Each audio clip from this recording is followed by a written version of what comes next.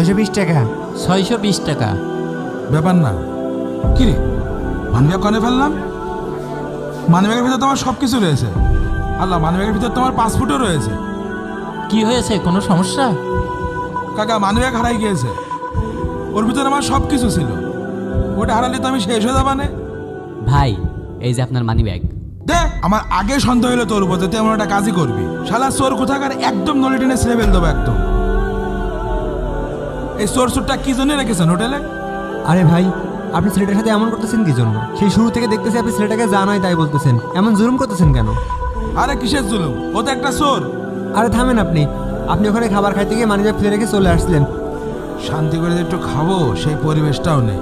তোর মার অবস্থা খুবই খারাপ। এই তুই ফোন রাখ, আমি এখনই আসছি। কি ব্যাপার, এটা ভাইয়ের মানি ব্যাগ না? গিয়ে দেখি তো।